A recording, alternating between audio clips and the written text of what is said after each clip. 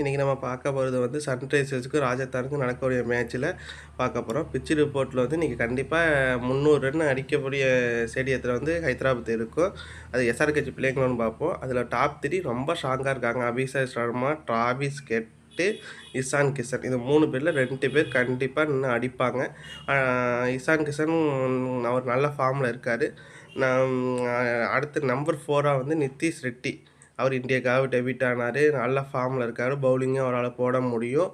Number 5 Henrik Klaasen அதிரடி batsman 23 கோடிக்கு தக்க வச்சுருக்காங்க. அவரால் என்ன வேணால் பண்ண முடியும். நம்பர் 6 அபினவ் மனோரா. அவரும் நல்லா பேட்டிங் ஆடக்கூடியவர். நல்லா இந்தியா டீமும் கூட சேர்த்து டெபியூட் ஆகிடுவார். அடுத்தது கேப்டன் சைலன்ஸ் மன்னன் கமின்ஸ். நம்பர் 6 7 ஹர்ஷர் படேல். அவர் பவுலிங்கும் போட முடியும். பேட்டிங்கும் வந்து வந்தவொடனே எதாவது அடிக்க முடியும். Number 8 Adam Zampa. ஸ்பின்னில் தான் போவாங்க. நம்பர் 10 முகமது ஷமி. அவரை டெத்து ஓவரையும் நல்லா போட முடியும். பவர் பிளேயும் நல்லா பவுலிங் போட முடியும். நம்பர் 11 ராகுல் சக்கரோட போவாங்கன்னு நினைக்கிறேன். இதுதான் எஸ்ஆர்ஹெச்சோட பிள்ளைங்கள. சன்ரைஸில் வந்து பேட்டிங் வந்து ரொம்ப அதிரடியாக விளையாடுவாங்க. அதனால் அவங்க எப்போயும் இந்த ரூலை மாற்ற மாட்டாங்க. பவுலிங்லையும் ஷமி, கமின்ஸு, ஹர்ஷர் படேல் நல்ல பவுலிங் இருக்குது. ராஜஸ்தான் ராயல்ஸில் பார்க்கும் மொதல் 3 மேட்ச்சுக்கு வந்து ரியான் பராக் தான் captain. Sanju Samson important period மட்டும் தான் ஆடுவாங்க.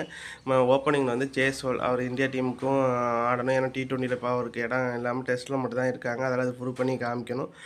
அடுத்த பேட்ஸ்மேன் சஞ்சு சாம்சன் இருக்கார். சஞ்சு சாம்சனும் நல்ல ஃபார்ம்லாம் இருக்கார். இப்போ ஹைதராபாத்தில் லாஸ்ட்டாக விளாண்ட சீரீஸில் கூட 100 அடித்தாங்க. அடுத்து நிதிஷ் ராணா. அவர் கேகேஆருக்கு இருந்தப்போ நல்லா விளாண்டாங்க. பேட்டிங் நல்லா தான் விளாட்றாரு. அடுத்து ரியான் பராக். அவர் ஹையஸ்ட் ரன் கூட தான் இருந்திருக்கார் போன வருஷமும். கடைசி 2-3 சீசன் நன்றாக விளையாண்டுருக்காங்க. நம்பர் 5 வந்து ஹெட்மேயர். அவரும் நன்றாக விளையாடக்கூடிய பீரியட் தான். அவரும் ரொம்ப நாளாக இருக்காங்க. நல்லா ஃபினிஷிங் பண்ணக்கூடியவர். அவரும் அதிரடி பேட்ஸ்மேன் தான். அடுத்தது வந்து விக்கெட் கீப்பர் வந்து துருஜிரோ தான் இந்த வருஷம் பண்ண போகிறாங்க. ஏன்னா Sanju Samson wicket keeper 3 match பண்ண முடியாது. துருஜிரோ தான் அவராலும் நல்லா பேட்டிங் ஆடணும். 30-40 ரன் அடிப்பாங்க. அடுத்த பேட்ஸ்மேனாக சனம் துபை. அவர் வந்து நல்லா ஆர்சிபியில் இருந்தவர். ஒரு பேட்டிங் கொஞ்சம் பவுலிங் போடுவாங்க. அடுத்தது வெஸ்டன் கஷ்டாங்கா. ஆல்ரவுண்டர் நல்ல பவுலிங்கும் போடுவார், பேட்டிங்கும் ஆடுவார். அடுத்த சோப்பர் ஆச்சார். இவர் தான் மெயின் பவுலர். டெத்து பவுலிங்கும் இவ்வளோ நம்பி தான் இருக்குது. இதுவும் பவர் பிளேயும் இவர் நம்பி தான் இருக்குது. அடுத்தது துஷார் பாண்டே. அவர் 2 வாலி கொடுப்பார். விக்கெட் எடுத்துருவார். ஏதாவது 2 விக்கெட் 3 விக்கெட் எடுத்து அடிக்க போய். அடுத்தது எக்ஸ்பீரியன் கேண்டிடேட் சந்தீப் சர்மா. அவரும் நல்ல எக்ஸ்பீரியன் கேண்டிடேட். டெத்து ஓவரோட பவர் பிளே நன்றாக போடுவாங்க. டெத்து ஓவரையும் யாக்கரெல்லாம் போடுவாங்க. அடுத்து ஃபர்ஸ்ட் ஆப்காஷன் பவுலர் தான் இருப்பாங்க இன்ஸ்ட்ருமெண்ட்ஸில்.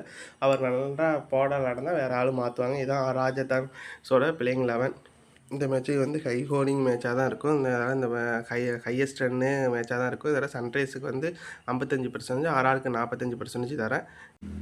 வணக்கம். எல்லோரும் சப்ஸ்கிரைப் பண்ணுங்கள், வீடியோ ஷேர் பண்ணுங்கள். நன்றி, வணக்கம். அடுத்த வீடியோவில் பார்ப்போம்.